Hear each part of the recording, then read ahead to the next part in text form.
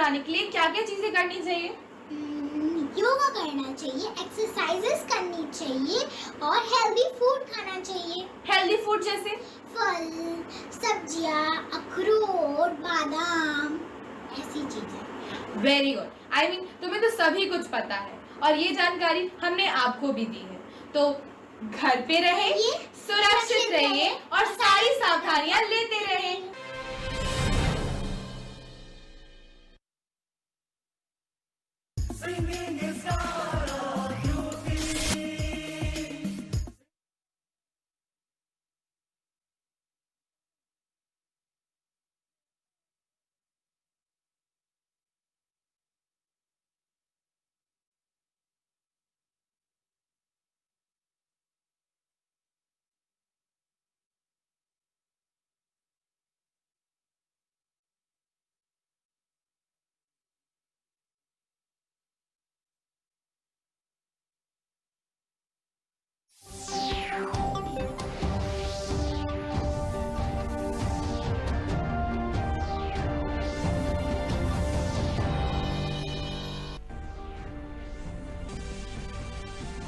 सूचना एवं प्रसारण मंत्री प्रकाश जावड़ेकर ने फिल्म एवं टीवी प्रोडक्शन से शुरू करने के लिए जारी किया एसओपी। इसके मुताबिक मीडिया कर्मियों को पूरी सावधानी के साथ काम करने पर दिया गया बल।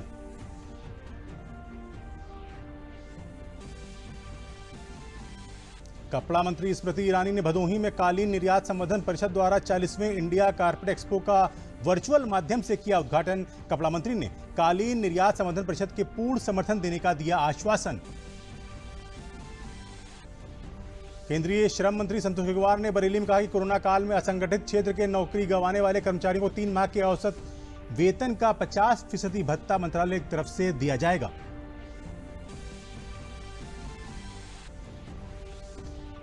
दिल्ली में पकड़े गए आतंकी अबू यूसुफ के इनपुट के आधार पर अयोध्या में सुरक्षा व्यवस्था अत्यंत कड़ी कर दी गई। स्थानीय पुलिस विभिन्न सुरक्षा एजेंसियों के साथ मिलकर अयोध्या में रामलला मंदिर में चाक चौबंद व्यवस्था करने में जुटी हुई है।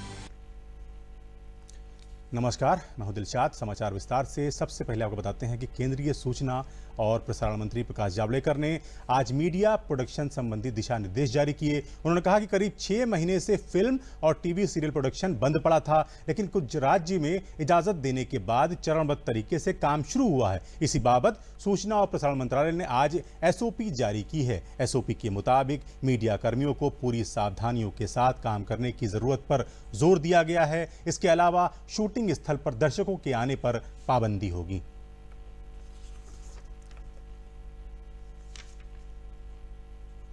कोरोना महामारी के चलते पिछले लगभग 6 महीने से फिल्म और टीवी सीरियल प्रोडक्शन लगभग बंद पड़ा था। कुछ राज्यों ने इजाज़त देने के बाद थोड़े रूप में शुरू हुआ। इसके विषय में हमने स्वास्थ्य मंत्रालय और गृह मंत्रालय से सलाह मशवरा करके सूचना प्रसारण मंत्रालय ने आज एक एसओपी जाहिर किया है। इस एसओपी की विशेषता ये है, स्टैंडर्ड ऑपरेटिंग प्रोसीजर, विशेषता ये है कि अब फिल्म का हो या टीवी सीरियल का या कार्यक्रमों का शूटिंग कर सकते हैं। उसके लिए सोशल डिस्टेंसिंग, मास्क, केवल कैमरा के सामने जो होगा किरदार वो नहीं मास्क लगाएगा, लेकिन बाकी लोग जो प्रोडक्शन से जुड़े हैं वो मास्क लगाएंगे, सोशल डिस्टेंसिंग का पालन करेंगे। आज अंतर्राष्ट्रीय जो नॉर्म्स एक तरह से हो गए हैं वो सब लागू किए हैं। मुझे लगता है इससे बंद पड़ी इंडस्ट्री को एक नई संजीवनी मिलेगी और निश्चित लोग स्वीकार करेंगे, उसको स्वागत करेंगे, क्योंकि ये एक महत्वपूर्ण पड़ाव है। हमारे अर्थव्यवस्था की सारी चक्के पहिए शुरू करना है और इसमें ये फिल्म शूटिंग और ये बहुत बड़े समूह का उद्योग है और इसलिए वो अब कर सकते हैं। इसलिए आज हमने स्टैंडर्ड प्रैक्टिस किया है। मुझे लगता है पूरे देश भर में सभी राज्य भी इसको स्वीकार करके और भी उनको कोई कंडीशन उसमें डालना है तो डाल सकते हैं और इससे निश्चित अर्थव्यवस्था को एक गति मिलेगी। तो सूचना और प्रसारण मंत्रालय ने मीडिया प्रोडक्शन के लिए जो एसओपी जारी की है उसके मुताबिक कर्मचारियों को अतिरिक्त सावधानी बरतने की सलाह दी गई है। ज्यादा जोखिम वाले कर्मचारी अतिरिक्त सावधानी बरतें। फेस मास्क सभी सार्वजनिक व कार्यक्षेत्र में लगाए रखना अनिवार्य होगा। लगातार हाथों को धोते रहें। कार्यक्षेत्र में सभी जगहों पर सैनिटाइजर का उपयोग करें। खुले में न थूकें। आरोग्य सेतु ऐप का इस्तेमाल करने की सलाह दी जाती है। सभी प्रवेश द्वारों पर थर्मल स्क्रीनिंग हो। हर समय 6 फीट की दूरी का पालन करना अनिवार्य होगा। परिसर में लाइनों के प्रबंधन के लिए पर्याप्त दूरी पर विशिष्ट चिन्ह बनाए जाएं। कार्यक्षेत्र में समय समय पर सैनिटाइजेशन हो। शूटिंग, रिकॉर्डिंग, एडिटिंग वाली जगहों पर 6 फीट की दूरी बनाए रखें। शूट के दौरान कम से कम कास्ट क्रू हो। सेट पर दर्शक या कोई और विजिटर नहीं आएंगे। Makeup room, vanity van, bathroom को नियमित सैनिटाइज किया जाए। पीपीई किट, मास्क, बूट का पर्याप्त प्रावधान हो। कैमरे पर आने वाले अभिनेताओं को छोड़कर सभी कास्ट क्रू को मास्क लगाना अनिवार्य होगा। मेकअप, विग, कपड़ों को एक दूसरे में बांटना कम से कम हो। Makeup artist, hair stylist PPE kit का इस्तेमाल करें। लेपेल माइक का इस्तेमाल करने से बचें। साझा उपकरण इस्तेमाल करने वाले दास्ताने पहने। प्रॉप्स का कम से कम इस्तेमाल हो। इस्तेमाल से पहले सैनिटाइज करें। तो सरकार द्वारा जारी नए दिशा निर्देशों पर फिल्म जगत की क्या प्रतिक्रिया है, जानते हैं फिल्म निर्देशक राहुल रवेल से। नमस्कार, मैं राहुल रवेल बोल रहा हूँ।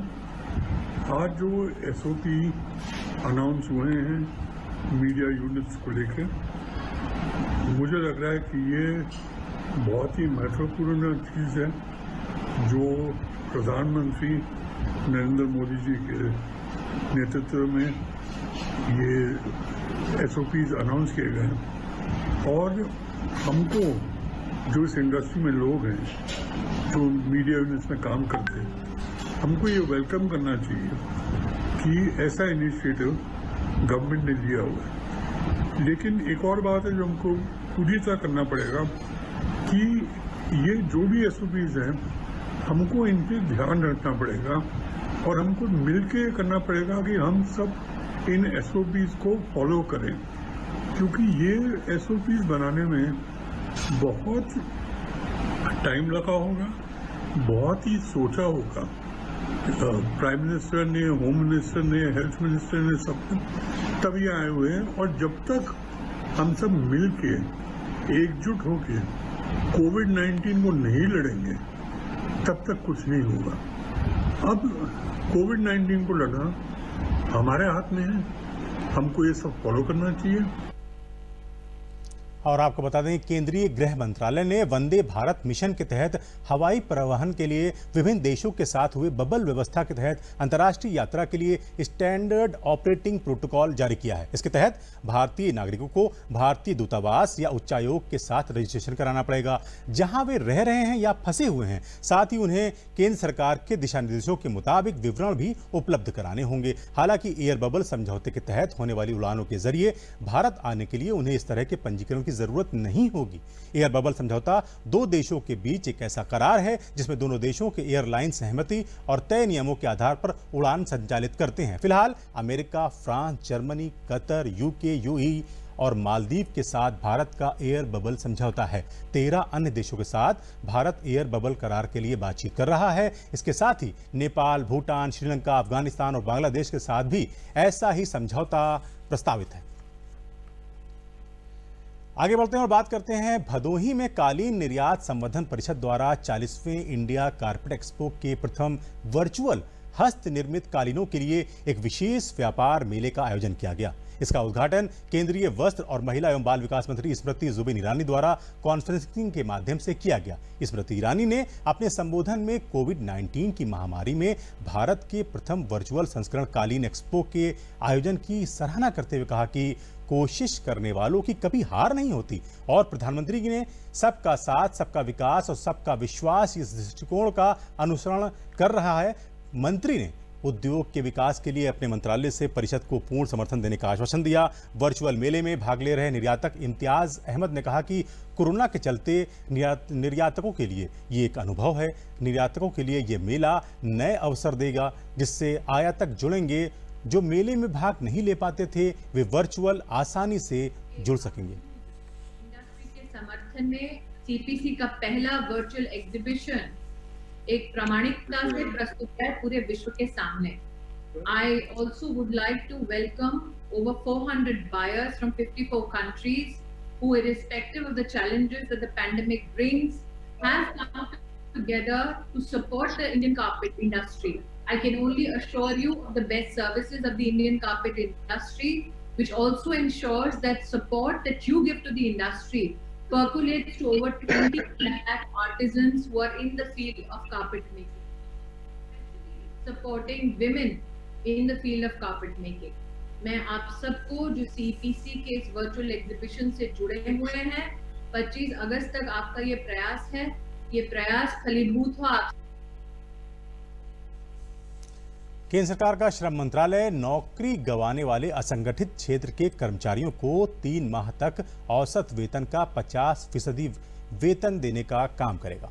कोरोना काल में निजी संस्थानों द्वारा कर्मचारियों को लगातार नौकरी से निकाले जाने की शिकायतों के चलते श्रम मंत्रालय ने अटल बीमित कल्याण के तहत ही नौकरी गंवा चुके कर्मचारियों को भत्ता दिया जाएगा, ऐसा कहा है।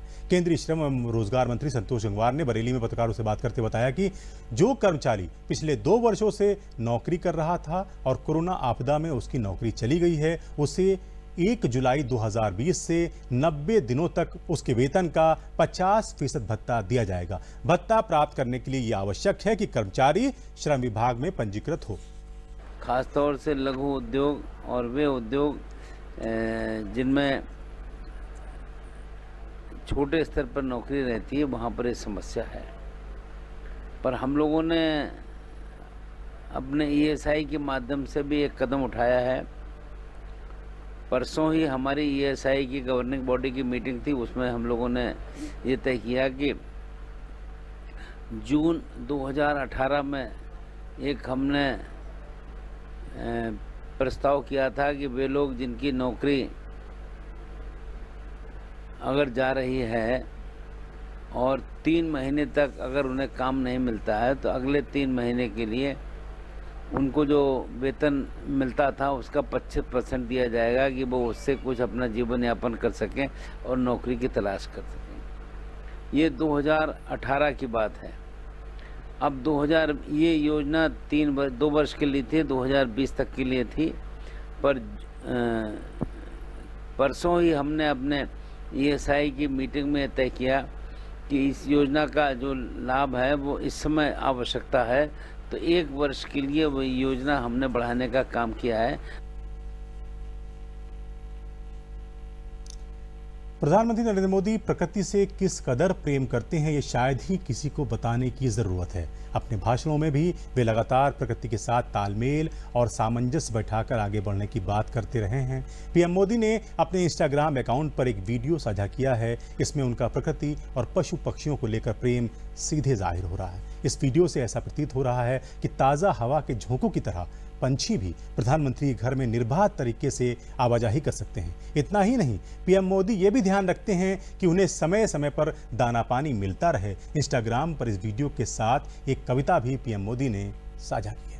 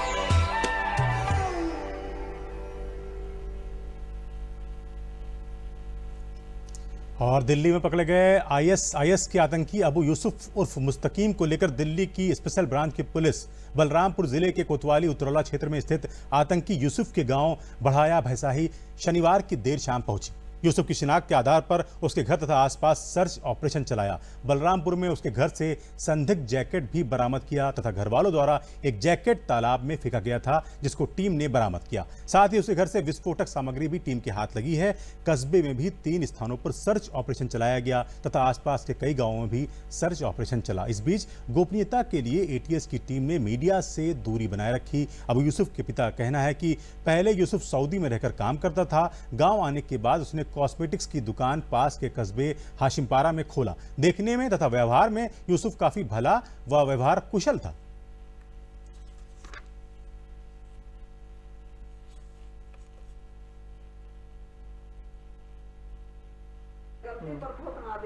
जो सामान घर में था तो मैं देखी की थी, तो उसके लिए मैं कहती थी कि ये सब ना करो, गलत है, गलत कर रहे हो। और मुझे नहीं पता था कि वो आतंकी में जॉइंट थे या और कहीं थे, मुझे ये सब नहीं पता था सर। इतना अच्छा कि हम कभी नहीं उसको इतना अच्छा देखा, लेकिन अब कौन अंदर अंदर कांड कर डाले हमको कुछ नहीं मालूम। अंदर अंदर उसका कमरा अलग है, 2 साल हो गया वो अलग है। उसके कमरे में कभी नहीं गए, लेकिन चावल और गेहूँ जो हमारे पास से निकाल के देते हैं वो अपन उसकी अमृत बना के खिलाती है, अपना कभी खाती है। कोई बाहर के लोग मिलने आते रहे? कभी साहब, कभी हमारे दरवाजे कोई गांव वाला भी नहीं मेरे दरवाजे पर आता है, ना कोई बाहर के आदमी आते हैं, कोई नहीं आज। और दिल्ली में आतंकी अबू यूसुफ के गिरफ्तार होने के बाद अयोध्या को भी हाई अलर्ट किया गया है। एक तरफ खुफिया एजेंसियां अलर्ट हैं तो वहीं जिला पुलिस भी चप्पे चप्पे पर अपनी पैनी नजर जमाए हुए है। अयोध्या जिले के एसएसपी दीपक कुमार ने बताया कि अयोध्या जिले की सुरक्षा पहले से ही चुस्त दुरुस्त है, लेकिन दिल्ली में आतंकी गिरफ्तारी के बाद चौकसी और बढ़ा दी गई है। एसएसपी दीपक कुमार ने बताया कि सभी एजेंसियों से तालमेल बिठाकर अयोध्या की सुरक्षा को और मजबूत किया गया है। पकड़े गए आईएस आतंकी अबू यूसुफ अयोध्या जनपद के पड़ोसी जिला बलरामपुर का है और पूछताछ में उसने कई राज भी जाहिर किए हैं, जिसमें राम मंदिर भूमि पूजन के बाद धमाका करके देश में दहशत फैलाने की मंशा भी शामिल थी। फिलहाल दिल्ली में आतंकी अबू यूसुफ की गिरफ्तारी के बाद रामनगरी की सुरक्षा को और ज्यादा कड़ी कर दिया गया है। हर चौक चौराहों पर मौजूद पुलिस के जवान आने जाने वालों पर नजर रख रहे हैं और वाहनों की बारीकी से जांच पड़ताल करने के बाद ही आने जाने दिया जा रहा है।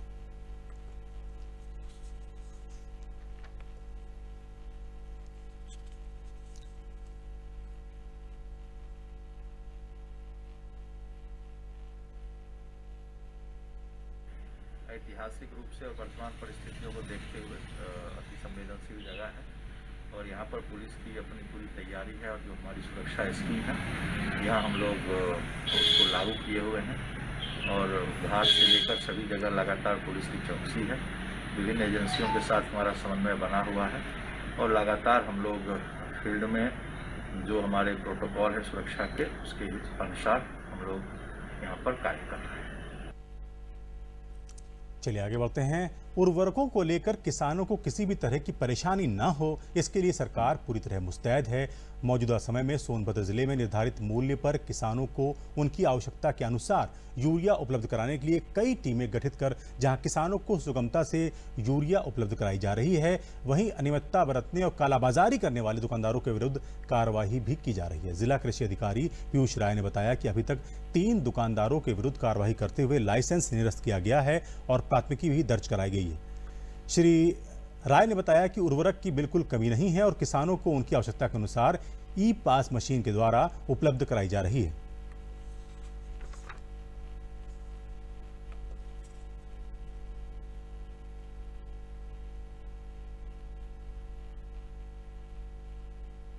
उर्वरकों का विक्रय जो है पॉस मशीन के माध्यम से किया जाता है, जिसमें कृषक अपने आधार के साथ जो है मशीन पे अंगूठा लगा के जितनी मात्रा में उनको चाहिए वो उनको उर्वरक विक्रय किया जाता है। छापेमारी कार्रवाई में 2 स्थानों पे ओवर रेटिंग का यूरिया के ओवर रेटिंग करने के कारण जो है कार्रवाई हुई है। वहाँ पे दुकानदार का लाइसेंस निरस्त करने कार्रवाई की गई, उनका स्टॉक भी सीज किया गया है। और एक स्थान पे जो है कि बगैर किसी वैध उर्वरक प्राधिकार पत्र के बगैर लाइसेंस के उर्वरक विक्रय करते एक व्यक्ति पाए गए, तो उनके यहाँ भी उपलब्ध यूरिया का स्टॉक सीज किया गया और आवश्यक वस्तु अधिनियम 1955 के तहत प्राथमिकी दर्ज करने की कार्रवाई की गई। और खेती में नए नए प्रयोग कर प्रदेश में अपनी अलग पहचान बनाने वाले प्रगतिशील किसान गया प्रसाद ड्रैगन फ्रूट की खेती कर बाराबंकी जिले को एक नई पहचान दिलाई है। इस फसल में केवल एक बार निवेश के बाद पारंपरिक खेती के मुकाबले लगभग 25 वर्षों तक इससे आमदनी हो सकती है। बाराबंकी के मोहम्मदपुर गांव निवासी गया प्रसाद ने कैंसर जैसी बीमारी को मात देकर आर्थिक तंगी से जूझ रहे किसानों के लिए वो मिसाल बन गए हैं। ड्रैगन फ्रूट में औषधीय गुण काफ़ी मात्रा में होते हैं। खासकर इस कोरोना महामारी में इस फल का सेवन इम्यूनिटी बढ़ाने में काफ़ी कारगर माना जाता है। इसमें एंटीऑक्सीडेंट प्रचुर मात्रा में होता है जो कई सारे रोगों से लड़ने में सहायता करता है। इसके सेवन से मधुमेह, शरीर में बढ़े हुए कोलेस्ट्रॉल, डेंगू बुखार के समय प्लेटलेट्स बढ़ने पर भी ड्रैगन फ्रूट काफ़ी लाभप्रद माना जाता है। प्रगतिशील किसान गया प्रसाद ड्रैगन फ्रूट्स की खेती के अलावा यूरोपियन सब्जियों की खेती के साथ ही काले गेहूं एवं काले चावल की भी खेती कर प्रदेश के कुछ चुनिंदा किसान बन गए हैं।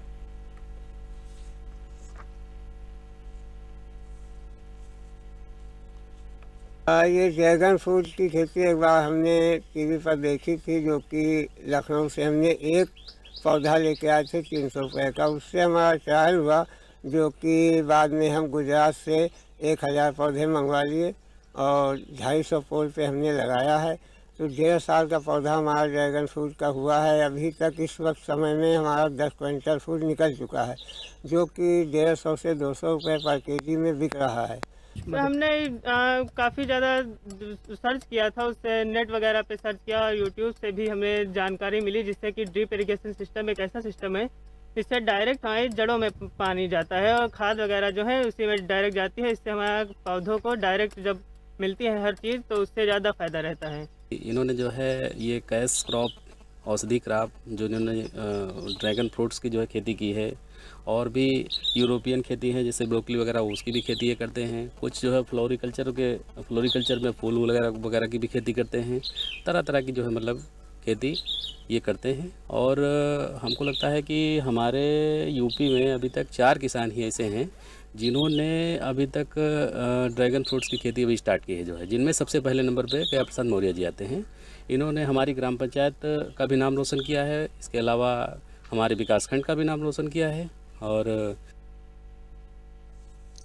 केंद्र सरकार के द्वारा स्वच्छता अभियान के तहत हर घर में शौचालय उपलब्ध कराने के बाद अब हर गांव में सामुदायिक शौचालय बनवाने की कवायद शुरू कर दी गई है, जिसके तहत जालौन जनपद में प्रथम चरण में 489 सामुदायिक शौचालय और 50 पंचायत भवन बनाने का निर्माण कार्य एक साथ शुरू कर दिया गया है, जिससे प्रवासी मजदूरों को ज़्यादा से ज़्यादा काम मिल सके। सदर विधायक गौरीशंकर वर्मा ने सामुदायिक शौचालय और पंचायत भवन का शिलान्यास करते हुए बताया कि जिले भर में कोरोना महामारी के चलते 20,000 से अधिक प्रवासी राजमिस्त्री और मजदूर वापस आए हैं, जिन्हें रोजगार उपलब्ध कराना सरकार का दायित्व है। जिला पंचायत राज अधिकारी अभय कुमार यादव ने बताया कि जनपद में सामुदायिक शौचालय और पंचायत भवनों के निर्माण में लगभग 38 करोड़ रुपए खर्च होंगे, जिसमें 28 करोड़ रुपए ग्राम पंचायतों से और 10 करोड़ रुपए मनरेगा के बजट से खर्च होंगे। उन्होंने बताया कि शासन की मंशा है कि गांव में स्वच्छता को ध्यान में रखते हुए सामुदायिक शौचालय का निर्माण कराया जाए, जिसमें एक व्यक्ति साफ सफाई के लिए नामित किया जाएगा और जिसे हर माह 6,000 का भुगतान ग्राम पंचायत निधि के माध्यम से किया जाएगा।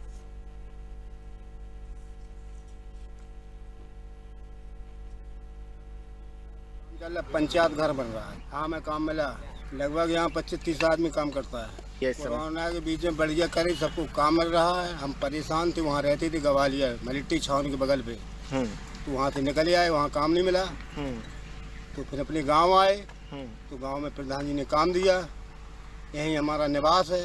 भूतपुरा में अभी जो काम भूतपुरा में कर रहे हैं, हमारे लिए काम दिया है सचिव द्वारा, प्रधान द्वारा जो काम मिला है गाँव में। इसीलिए तो वो वहाँ करते थे दिल्ली, यहाँ आ गए, लॉकडाउन चलने लगा, फिर वहाँ पे गए नहीं है, यहाँ पे काम मिल गया तो अपने यहीं करने लगे, यहीं गांव में मिल गया काम।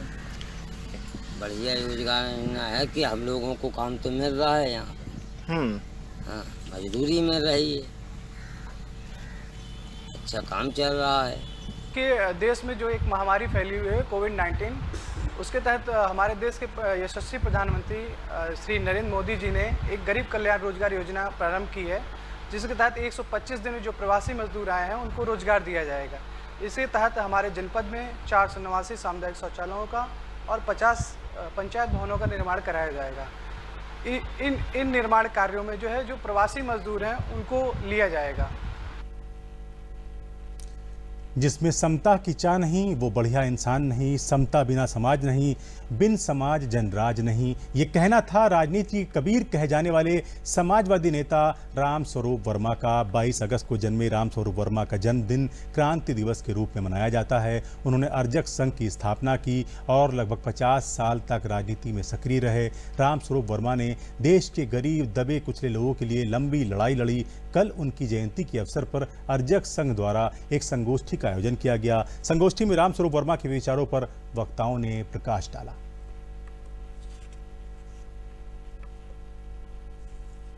हम लोग आज के समय में ये चाह रहे हैं कि वर्मा जी के विचारों को लोग तर्क से सुने और उसको फॉलो करें, और फॉलो ना करें तो वो पूछें कि क्यों ना फॉलो करें, उसके बारे में हमें फ़ायदा कितना है, देश को कितना फ़ायदा है, दलितों पिछड़ों को कितना फ़ायदा है, अल्पसंख्यकों को कितना फ़ायदा है, देश को कितना फ़ायदा, इस आधार पर लगा करके अगर करेंगे तो प्रासंगिकता बढ़ जाएगी। आज मैं ये कहना चाहता हूँ कि बिहार, दिल्ली, हरियाणा, महाराष्ट्र और जो है कई प्रदेशों में वर्मा जी की जयंती 22 अगस्त के दिन मनाई जा रही है। इसका मतलब ये निकलता है कि अब लोग सजग हो रहे हैं, इनके बारे में जो कही गई थी, जो इन्होंने कहा था, उसको सुनना चाहते हैं।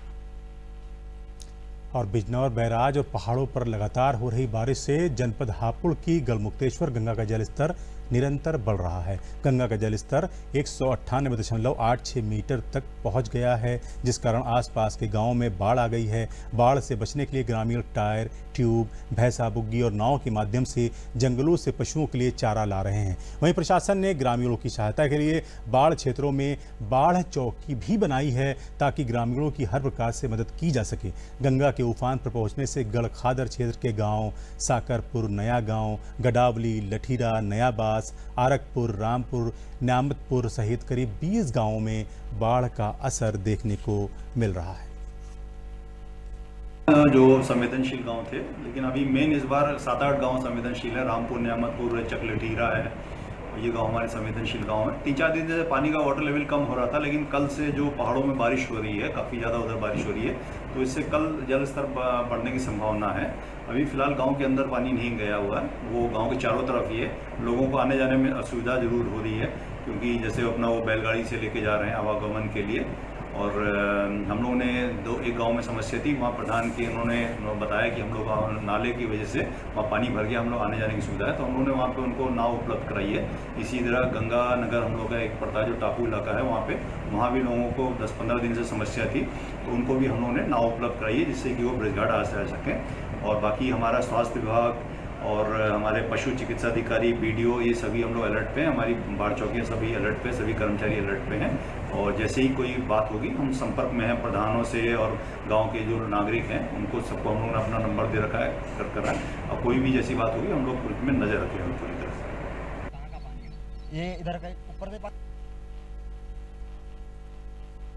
और उधर पहाड़ों पर लगातार हो रही बारिश के कारण कन्नौज जिले से गुजरने वाली काली गंगा नदी का जलस्तर बढ़ने से गंगा किनारे बसे दर्जनों गांवों की मुश्किलें बढ़ गई हैं। किसानों की सैकड़ों बीघा फसल बाढ़ के पानी में जलमग्न हो गई। गंगा का पानी खतरे के निशान से महज 3 सेंटीमीटर रह गया है। गंगा के बढ़ते जलस्तर को देखते हुए जिला प्रशासन के अधिकारियों ने बाढ़ग्रस्त गाँवों का दौरा किया। बाढ़ की स्थिति पर नियंत्रण करने की जिम्मेदारी संभालने वाले अपर जिलाधिकारी गजेंद्र कुमार ने बताया कि गंगा का जलस्तर जिस तरह से बढ़ रहा है, उस पर नजर रखी जा रही है। गंगा किनारे बाढ़ प्रभावित गांवों में रहने वाले लोगों को अलर्ट जारी कर दिया गया है। उन्होंने बताया कि बाढ़ आपदा राहत टीम के साथ गंगा के किनारे बसे गांवों का जायजा ले रहे हैं। आपदा टीमों को अलर्ट मोड पर रहने के निर्देश दिए गए हैं। एडीएम ने ग्रामीणों को समस्या होने पर हर संभव मदद का भरोसा दिलाया है। एडीएम ने बताया कि बाढ़ की स्थिति में लोगों को सुरक्षित स्थानों पर पहुंचाने का इंतजाम कर लिया गया है। प्रशासन बाढ़ से निपटने को पूरी तरह से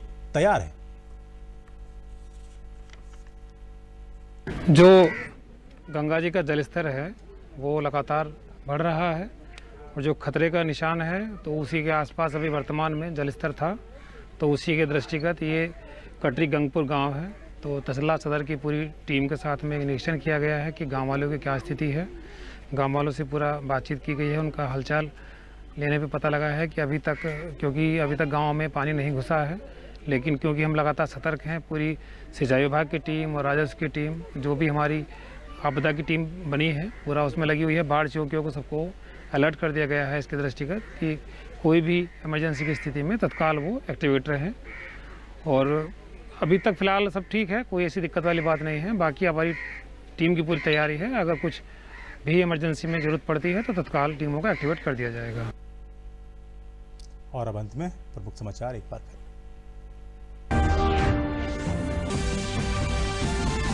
सूचना और प्रसारण मंत्री प्रकाश जावड़ेकर ने फिल्म एवं टीवी प्रोडक्शन शुरू करने के लिए जारी किया एसओपी। इसके मुताबिक मीडिया कर्मियों को पूरी सावधानी के साथ काम करने पर दिया गया बल।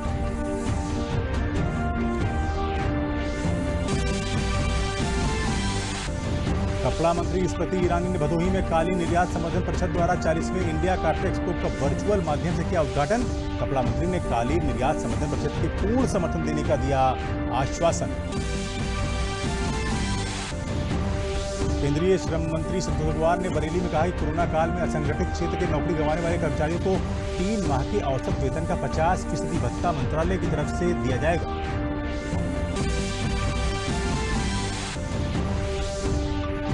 और दिल्ली में पकड़े गए आतंकी अबू यूसुफ के इनपुट के आधार पर अयोध्या में सुरक्षा व्यवस्था अत्यंत कड़ी कर दी गई। स्थानीय पुलिस विभिन्न सुरक्षा एजेंसियों के साथ मिलकर अयोध्या में रामलला मंदिर में चाक चौबंद व्यवस्था करने में जुटी। इसी के साथ समाचार समाप्त हुए। नमस्कार।